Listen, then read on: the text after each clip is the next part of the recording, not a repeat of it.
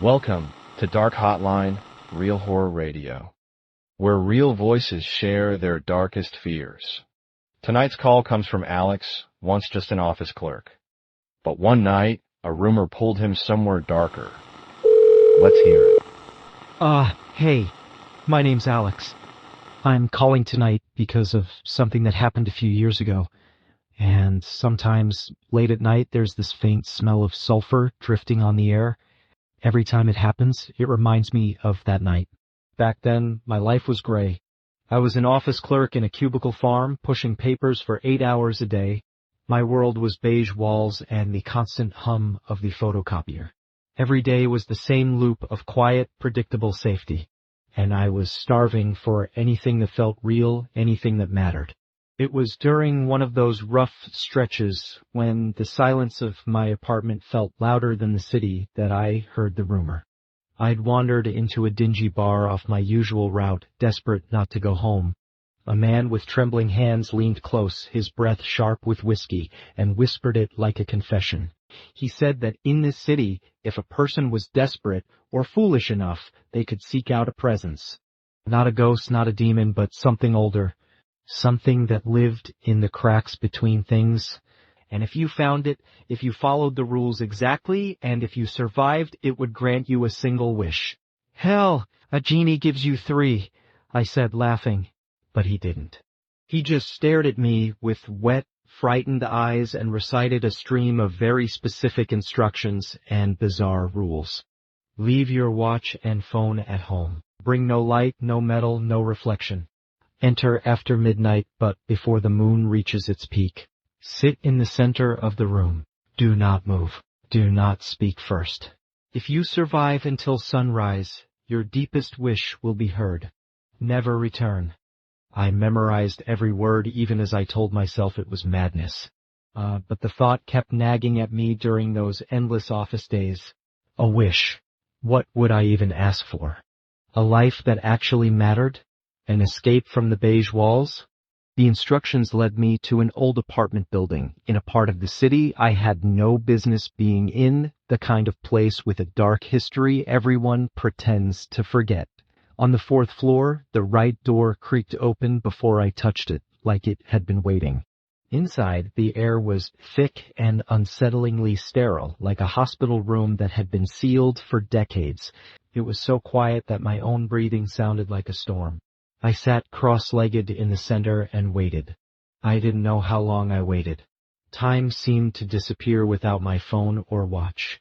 At first, nothing. Just silence. I started to feel like a fool, a grown man sitting in the dark, chasing supernatural nonsense. The urge to leave got stronger with every minute, and that's when I heard it.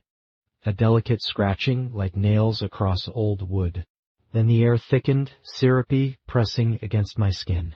The smell came next, faint, then overwhelming, the acrid sting of sulfur burning my throat. And finally I felt it, the prickling sensation of being studied. Not just watched. Hated. Fear locked me in place. My bones iced over. It drew closer. I could hear its wet, labored breathing. Feel its gaze boring into me. My nose itched. My leg cramped. Every instinct screamed, move. Run. I couldn't. I clung to those rules like a drowning man clings to driftwood. Don't move. Don't speak first. The smell of sulfur intensified until I was gagging on it, tears streaming down my face. Something was right behind me now. I could feel its breath on the back of my neck, cold, impossibly cold. And in that terror, one thought burned clear. I want out. I want my life to matter. Please. The presence shifted. For one horrible moment, I thought it would touch me. Then the first pale ray of sunrise touched the window, and it was gone. The air cleared. The silence returned. I was drenched in sweat, but alive. Outside, the city looked wrong somehow, flatter, drained of color. A week later, the reward arrived. A former colleague called with an offer at a new startup. Real work. Creative work. The salary was much higher than my old one. No struggle, no interview, just handed to me like it had been waiting too. So that was my wish. granted. It felt less like a triumph and more like a transaction I didn't fully understand. That job changed everything. I travel, I create, I matter. But I think about that night constantly. Did I dream it? Was it stress, a hallucination? Maybe I would have gotten the job anyway. Coincidence, not miracle.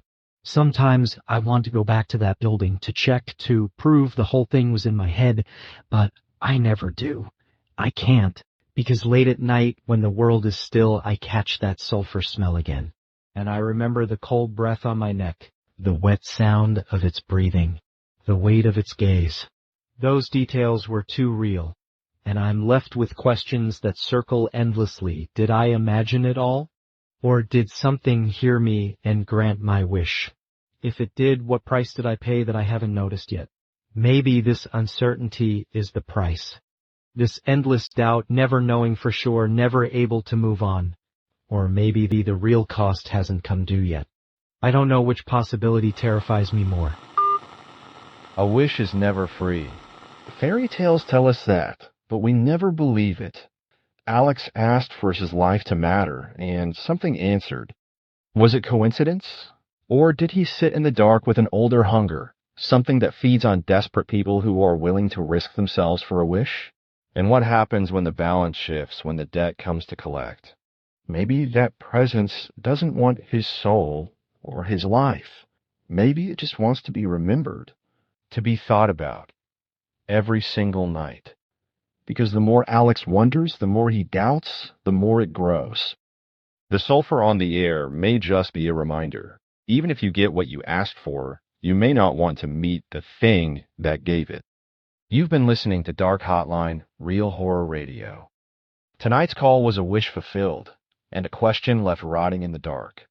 Until next time, keep your doors locked, your lights low, and your eyes open.